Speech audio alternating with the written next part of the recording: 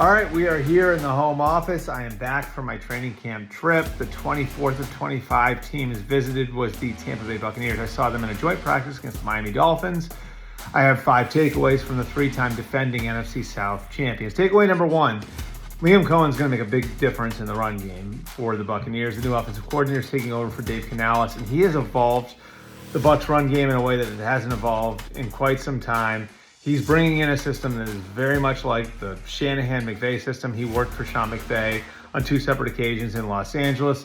So you're going to see that slashing one cut zone type of system.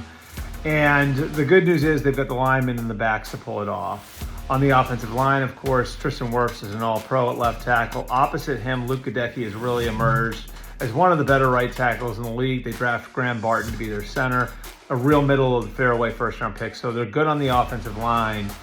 And then in the backfield, Rachaad White and Sean Tucker are coming back. The guy to watch here might be Bucky Irving, a rookie they drafted out of the University of Oregon. He's got a very aggressive style. He sees it fast. He's one cut and go, very much a fit for that style of offense. So Bucky Irving is a name to watch as a guy who could produce behind Rachaad White at tailback. Takeaway number 2, we know what Mike Evans and Chris Godwin bring to the table at the receiver position. The Buccaneers feel really good about their depth there now. And it's some of the guys they've drafted over the last couple of years. Trey Palmer's been a little beat up, but he brought a big play element last year. And then 2 guys they drafted this year, Jalen McMillan, coming out of the University of Washington, of course, played with Rome Odunze and Jalen Polk there. He was the 3rd of 3 Washington receivers drafted back in April. He's tough, he's tenacious, he's smart. He'd be a really good fit as a slot receiver and a guy who can play all 3 positions in Cohen's offense.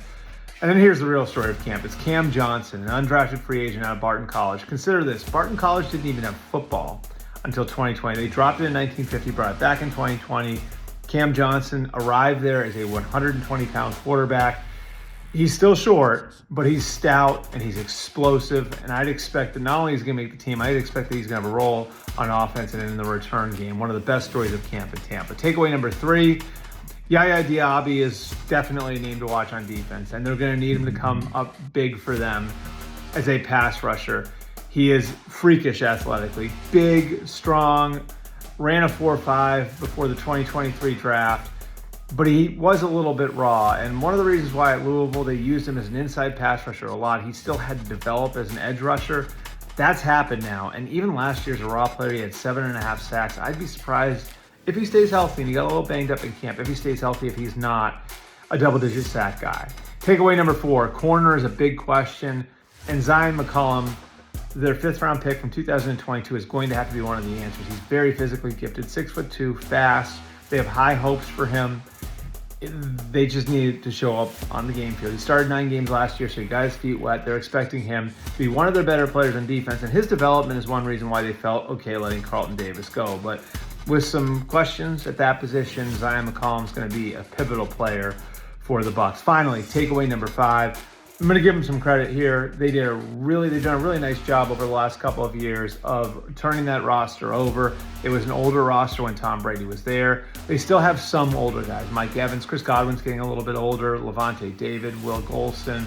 Vita Vea is a little bit older now as well. But for the most part, it's a very young roster. And consider this. They've drafted 23 guys over the last 3 years.